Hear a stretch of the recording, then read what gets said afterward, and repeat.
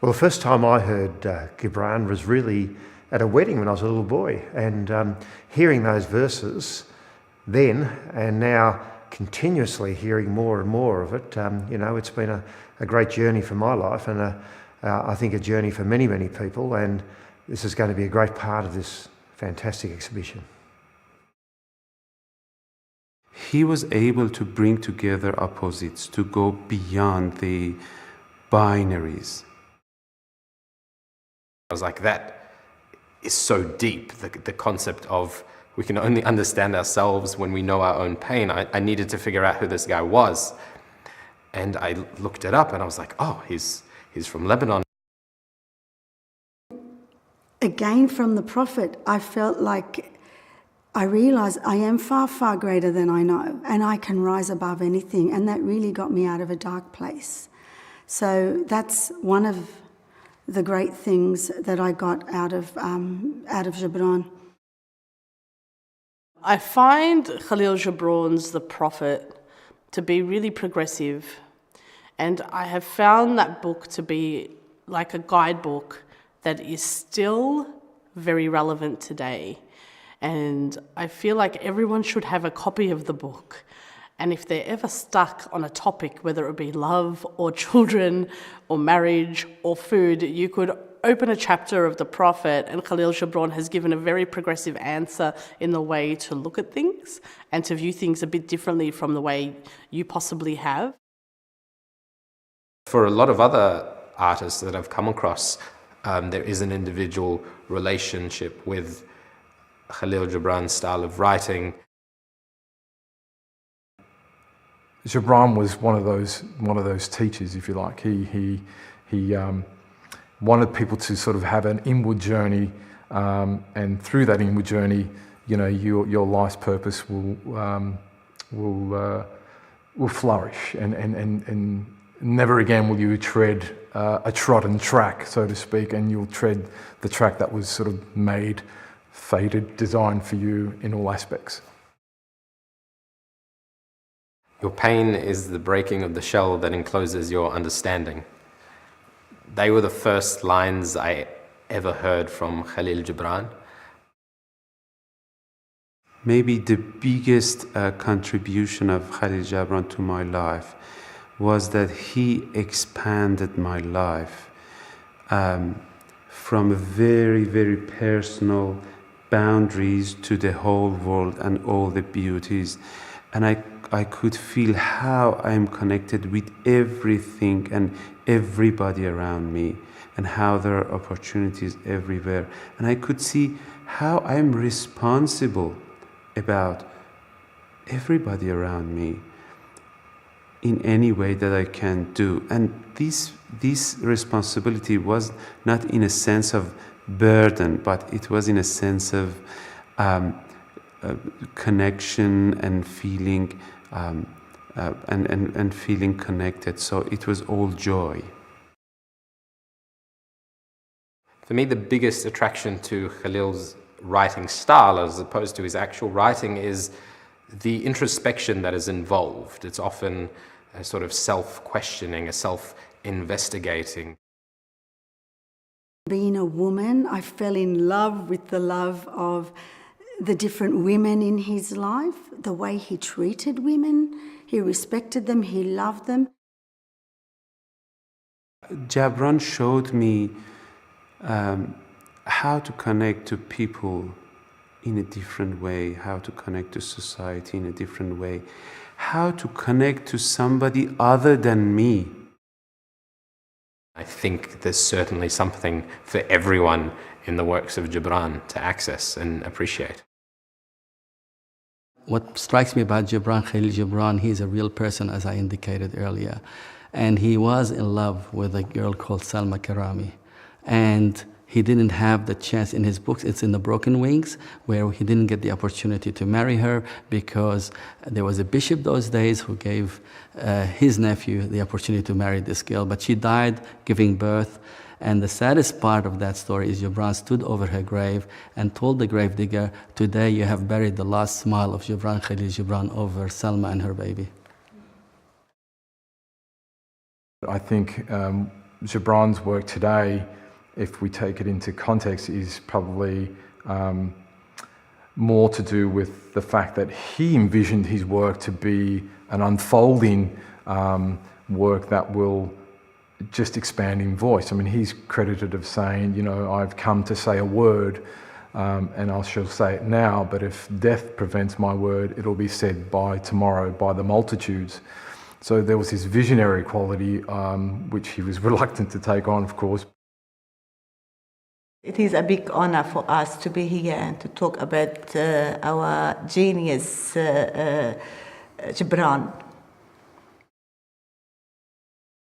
I think because Kahlil Gibran's writing is often so universal and he talks about so many general human themes and emotions that it's hard for people not to connect. I certainly think there's a lot of work that he's written that certainly anyone in Australia can enjoy.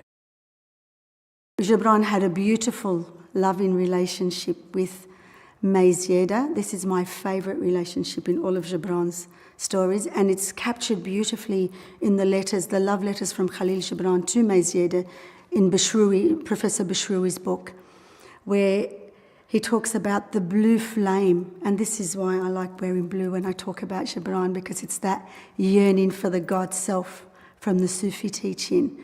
And he saw his relationship with Mayzeda as a very spiritual, loving and platonic relationship, and they were literary lovers. So as a writer, that is the best relationship I could have, a soulful, spiritual, written relationship where I can exchange words, soulful words, with someone who would interpret them as a soulful being. Trying to work out what influenced him and what has had him write and think about these things. What about his journey that caused him to step away from the typical patriarchal ideology of the Middle Eastern man that we know it, and what has made him become the man that he is to write this work so freely.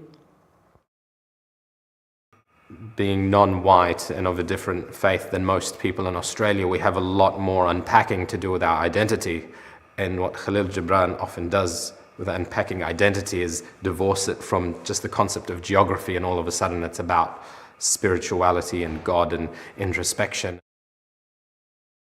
I'd like to think that people who visit this exhibition will take something away that's meaningful to them. You know, I'm an advocate for following one's life's purpose.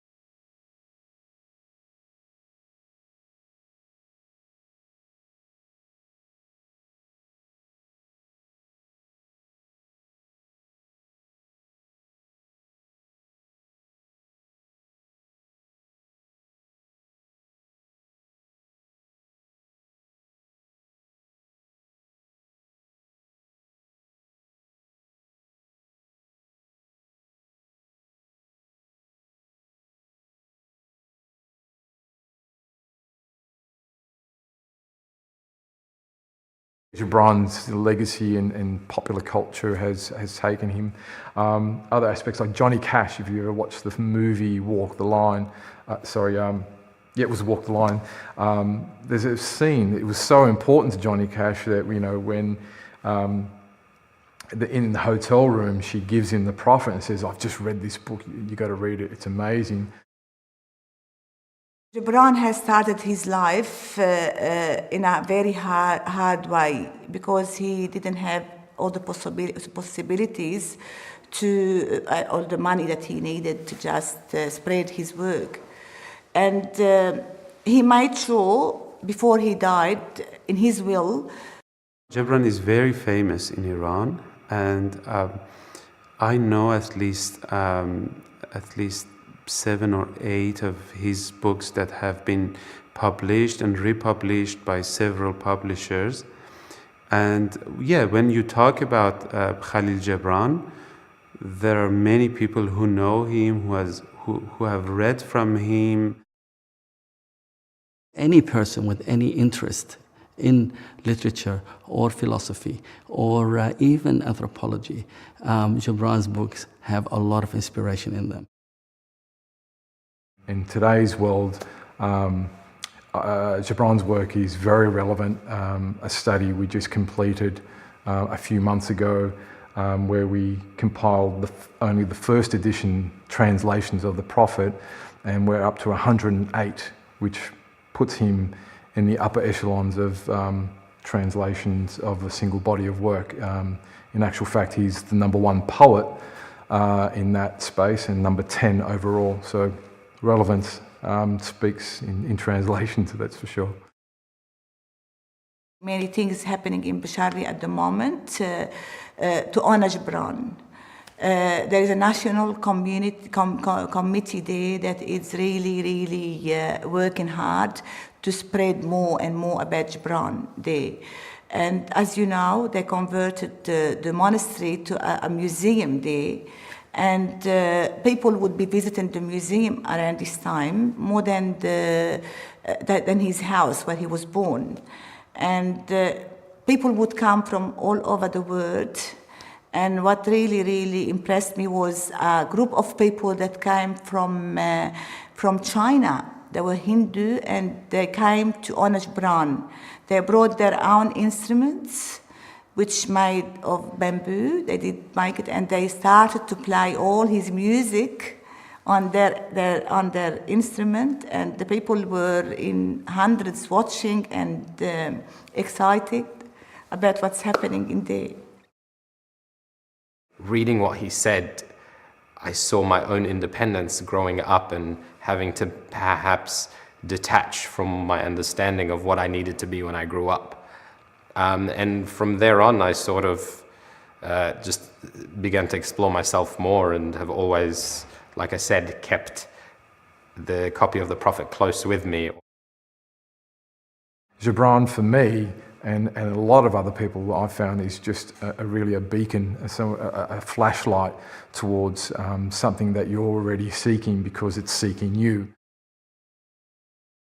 Gibran's books can go down deep into theology, deep into the facts of life. It can go into the fiction, into the world of fiction as well in times if you're reading it. It can take you everywhere. I found myself buying a copy of the Prophet and reading it, and then reading that entire excerpt on pain, and then just realizing, wow, I need more of this in my life. I started reading again some of the Gibran's book. I started with the Prophet, and I read again his letters to Mary after like 15 years. And it was amazing that I could see myself having a different understanding of him and getting connected with him in a new way. So I am 15 years older with different experiences, and I have experienced immigration, so I have a closer understanding of some of his feelings when he talks about loneliness. His hero work was the Prophet. The Prophet, for example, he was kind of very smart in the way he conducted the Prophet. The Prophet, let's take the title of the book, The Prophet, is actually, it's, Islamic in its terms. He's referring to the Prophet Muhammad. The characters in in the book also got Islamic names like El Mitri, El Mustafa. And then the language of the Prophet is biblical. I mean, you could kind of take out passages from James, Matthew and all those and just, that's like, oh, okay, this reads very biblical. But the underlying mysticism of the Prophet is Sufi, which was very much core in his hero poets, if you like, in Gibran, and a mismatch of others. And I think this is why it resonates and it crosses those bridges between different deities and different faiths. When I went to the museum, there's something was interested me when I went to his tomb. Next to his tomb, he put a couple of words. It really, really interested me. He said, "I'm dead, but in the same time, I'm alive. If you close your eyes, you see me beside you." So that's meaning Gibran was a very, very deep in spirit, very deep in human life. I could find myself thinking about things, about the world, in the way Gibran was thinking. Was born in the same town where the most popular person in the world was born. I had the privilege to study Kahlil Gibran's literature as a young boy in year 10 in Lebanon. And part of our curriculum was to study all his books. And The Broken Wings, The Prophet were the two among the books that we had to study. And we did them in Arabic. And we learned a lot about this man. He certainly not only inspires you about your own life, but you can almost see him like an artist who is painting, but he's using literature as his paintings. Coming from Bishari, and it's a big honor to be born in this area, and I'd love everybody to go and visit Bishari because they can find something in there that the Creator has created in there unusual to the rest of the world. So we can see, where Gibran's body lies at the moment. It's on the top of the mountain, which the mountains are overlooking the valley, and in this valley, it's called the Holy Valley. A lot of people were buried there, and they got intact bodies still. And with all the sounds of the hymns that coming from the valley, and I'm pretty sure Gibran was impressed by it. They burn incenses there, and beautiful, beautiful smells of incenses that fill up the whole atmosphere. Prophet, because it addresses very different groups in the community, it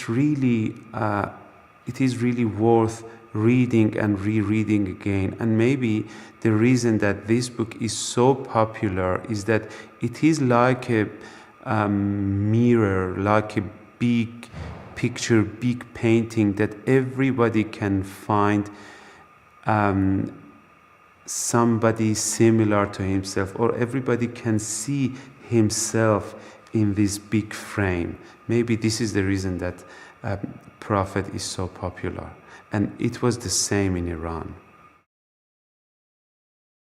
Doesn't matter where he went to or where he done in life, and how far he went in life, he keeps saying, "I'm looking forward to go to Bshari, to have my last day in Bshari." And fortunately, that's the way I'm feeling in the moment.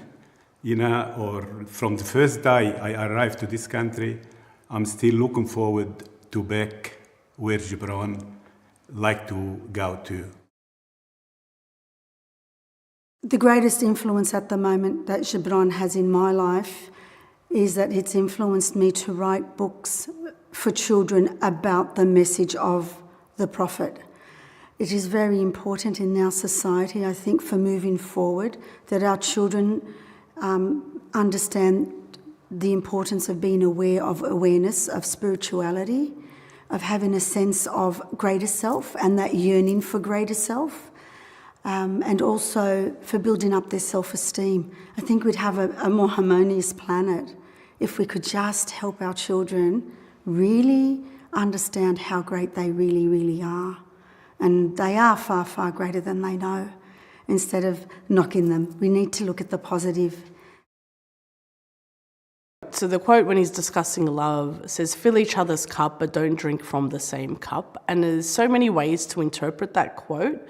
And I find, depending on the day and going back to it, I can see it a bit differently. But I found that really, really beautiful because I think it talks about still being individual and holding yourself. And that doesn't necessarily mean you can't love one another and fulfill one another. But self-love is very, very important. And I think it's important to be shared as well, as opposed to giving all your love up for someone else, because of course you'll lose yourself in that. So I find that very beautiful, you know.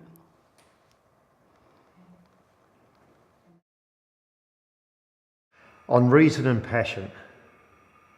Your soul is oftentimes a battlefield upon which your reason and your judgment wage war against your passion and your appetite. Would that I could be the peacemaker in your soul, that I might turn the discord and the rivalry of your elements into oneness and melody. I think he has inspired me, and somehow I can even say that he has changed parts of my personality which are about expressing myself and being brave to talk about themselves and being authentic about them. And I think this is a huge gift from Kahlil Gibran. I was born in Bisharri, and my childhood was all day. And it really, really affected my whole life up till now, you know, this childhood in a very good way. So I can relate to this, the sounds of the waterfalls in Bisharri, and also the church bells in Bisharri that really reminded all the people by then and up till now that of their creator. Interestingly, I'm now part of a book club in which we have a poetry reading at the start. So the selection of my poetry at the start of that was Gibran, of course, the Prophet. And so proudly sort of expressing that to others of my friendship group as well. As a mother, and started my life early to raise up my kids, reading for Gibran was very important to me.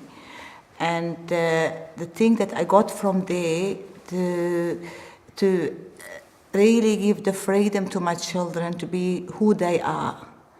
And I'm pretty sure that it has achieved a lot of good results from there. And still, I'm reading for Gibran now, and all that I'm getting, and the more profoundly I will accept the passages of him. And it's still helping me up till now. And I'm pretty sure that it will help the next generation, many more generations to come. When I found myself having troubles reconciling my own behaviors with my faith, my family's expectations of me, or even just falling in love and then having a broken heart and then trying to write about that in a way that helps me grow, I certainly looked at how he wrote. Your children that are not yours, the children belong to the life. All about freedom. So you cannot put your pressure on your children to cope you, to be you. They got their own life, they got their own freedom, they got their own view in life. What I love about Kahlil's work is that it has been translated into many languages, including music. And I think it's a beautiful thing because he can be enjoyed in any which way of art, whether it be his visual work, his written work, or musically. And that's a triple threat right there. I think that's beautiful. You are far, far greater than you know, and all is well. He's been translated in 108 languages, which is phenomenal. And that's only first editions. If you take all the other editions, we're looking at 300 translations. Gibran's writing has influenced my life in many ways, and yes, in certain times inspired me. In certain times, actually, if you read Gibran's writing, sometimes can depress you because it is real. It's not a fanciful, literature. It does tell you the reality of life. As an immigrant, I left Bshari in the young age. Then I started read about Gibran. I felt the same thing with Gibran when he left Bshari. Take Gibran's paintings, for instance. Majority of the paintings have a backdrop of nature, and that was intended because these were the things that he grew up. I think the best place to start with Kahlil is to open the Prophet and read that. That's a really good segue into his huge body of work. And I don't think anyone that reads that will ever close the book and think, oh, that was a pointless read. I think everyone will come away they will take something from that and hold it within themselves as something that has been either really inspiring, influencing, or just a new idea. And I think that's really beautiful. Elvis Presley, of course, how can I forget Elvis Presley? So you'll see the Elvis Presley book in the exhibition. Elvis was a mad nut fan of Gibran. I really invite everyone to come and really read about the literature of this man who is so unique that can actually really talk about life. And I believe he was ahead of his time. What he wrote years ago in the 20s and 30s really actually happened today and it actually takes place in our lives day to day. And therefore, anyone can relate to Gibran's books. One of my favorite Kahlil Gibran books is Broken Wings, and it's a love story between one of the characters. He falls in love with one of his dad's old friend's daughters who's about to go off and get married to someone else, and they kind of have not a physical affair, but they know they're in love with one another and they meet up. And to write a book like that back in his day, I thought, wow, you've got a lot of guts there, Kahlil. It's a very progressive idea, but he wasn't afraid to write and talk about things that humans do. When the spring comes in, you feel yourself in heaven. You feel yourself in Bshari in the heaven. So you look outside, you see all the colors outside, like you in the most beautiful garden by God create in Bshari. You go outside, you start to smell the smell of the flowers. When you go a bit further, you start, hear the sounds of the birds with every kind of music. I don't think anybody can create a music like this particular music. That's something, encourage you to keep thinking and to keep dreaming. A lot of the songs that you may or may not recognise through Paul McCartney's song Blackbird, Blackbird singing in the dead of night, take these broken wings and learn to fly. The song by John Lennon, Julia. The very opening line of Julia is from Sand and Foam. Half of what I say, half of what I say is meaningless. I say it so the other half may reach you. Direct quote from Gibran. David Bowie, used his lyrics in some of his songs and quoted, Gibran. I think Gibran now plays a bigger part in my life than he ever has. As I started this journey the spiritual journey, about 20 years ago, and now with having spent lots of time in Bshari and just sitting at the museum and writing and seeing what is there that the cedars that he could see in the cedars that he could see in Bshari and what was his influence there. And I could feel the peacefulness of it. I could feel the love that he could have felt and the belonging. And from that, I've been writing. In my understanding, the most interesting aspect of Kahlil Gibran is that he is extremely authentic and he's very, very brave in talking about himself. So when he talks or he writes something about himself, I can see that he doesn't think about consequences. I didn't know how beautiful it is till I left her. Pshari got a beautiful 4 seasons. And every season in Pshari got a different sounds, different view, different altogether. So when he started from the mountain where the snow being covered with the snow, to the springtime where the flowers and the smell of the flowers all around you. Anyhow, so when I get here, I get a bit closer to Gibran because he felt the same what I felt when I get here. One thing that really inspired me at some stage also when I got married, that couples, should not necessarily be joined as one. Because a house is held by 2 pillars and the pillars are far away from each other that holds a house together. It's not one pillar. Therefore, each one should still have their life and continue their life even though they're married. And that is so true. It's so true. This is a fact that I experienced in my own marriage, that one can lose himself if he tries hard to be the other person. It's not going to happen. Well, it has personal resonance for me and my background. Obviously, what I undertook and did was based on reason and rationality, but if I didn't have passion for that cause, if I didn't have passion expressing that rationality, then it wouldn't be complete. And I think that's what Kahlil Gibran expresses so well.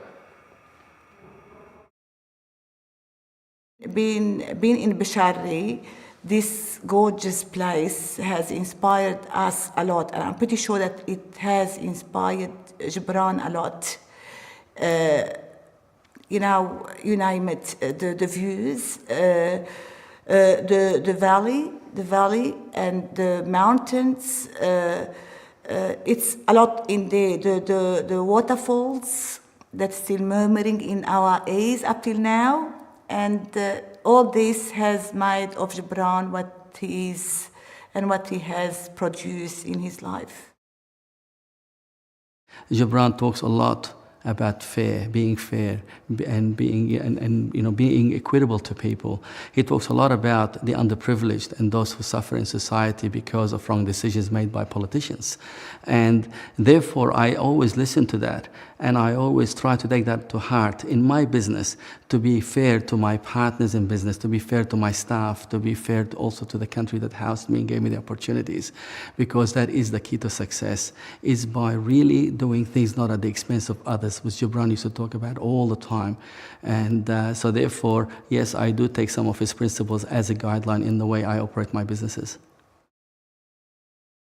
Every subject in the Prophet has a way for a different level of understanding, so we can start at a very young age. It's just so important for helping the world, actually. People have lost their sense of spirituality.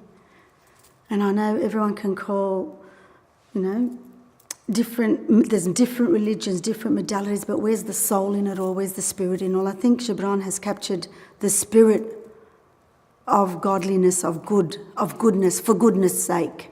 And I think that's where tomorrow's beings and today's beings need to be. We need to start being in our doing and stop doing things senselessly. Starting my life, my married life, early, I needed some guidance, and I was lucky enough to have Gibran's books. And in these books, it was a quote that I've read at an early stage of my life. If a bird wants to build a nest, he refused to build it in a cage, because he wants his offspring to be brought up in freedom. And yeah, so I've started with this, and I did my best to follow it with my children. And well, I'm pretty sure we've really assumed a good result from it. He was kind of quite large in the counterculture years in the 60s. It was kind of hip to carry the Prophet in your back pocket. I'm very comfortable with opening something like The Prophet and having a quick read of Kahlil's idea about how to look at a topic. And I love that I have such an amazing guidebook, and his work is so phenomenal and also really heartfelt, but also eye-opening and also a little bit risky, and I don't mind that at all. My favorite quote from Kahlil Gibran is, "Your children don't belong to you. Your sons and daughters belong to life, longing for itself." And that quote means a lot to me. It is indeed, as a parent, I experience that with my kids, and even myself with my parents, that you tend to you're set free in your own life, and life continues, and you do belong to the world and belong to life rather than belonging to your parents as individuals.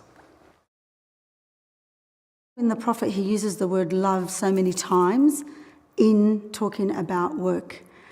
And for me, the main time that Gibran impacted my life in my younger years was when I was teaching, because I loved teaching, and because I loved teaching, it flowed on to the children and they loved learning. And it helped me to understand that it wasn't my job to teach them knowledge, it was my job to lead them into themselves. The first time that I read his books, I was in my home country. And now as an immigrant, when I read his books, he is different. And what I can say, something that he really can contribute into my life or any other immigrant life, is that when you go to another land, it is important you can keep your connection with your homeland, but really think of this new land as a land that you want to live in, you want to contribute in, and really mix up and feel entangled with everything in the new land. So you can be really inspirational, you can really inspire people in the new land, and at the same time you can serve the people you can serve the people in your own land, in your own country, from distance. And I think Kahlil Gibran is a very, very good role model for that. He wrote a letter to Mayzieda, and he loved this woman, and he was talking about the oud, because he said to her, "I don't play any music instrument, but I am jealous of the oud that you put against you when you're playing the oud." He's jealous of the oud. He was such a real man, and the way he describes love, and I'm like, whoa, a man that can talk like that, like really? And he also talked about the Prophet, where he said, I didn't choose the Prophet, it chose me. I didn't write the Prophet, it wrote me. And I'm like, every author needs to hear that. We don't choose our books. We don't choose what we're going to write. It's sort of like this book is running around in the ether and saying, I want somebody to write me, and someone just happens to say, oh, I'll write you, and the book is written. It's not even our story. It's the spirit that's yearning to be heard, that we need to get a message across. And the message is we are far, far greater than we know. And all is well, of course. And all is well.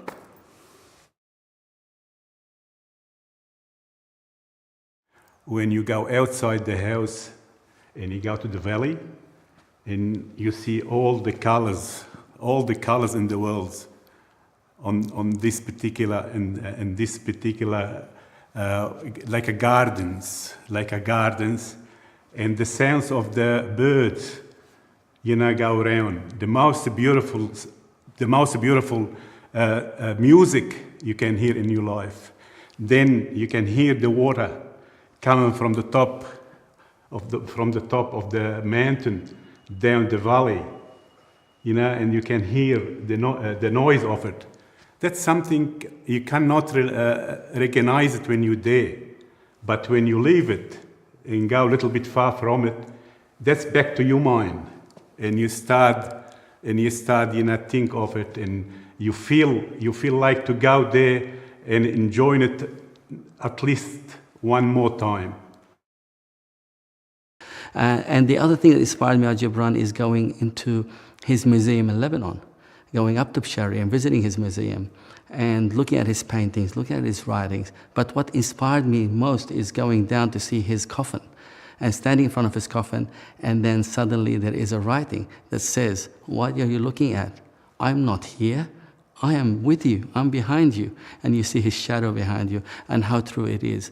The physical body may die, but the words of wisdom and literature lives forever.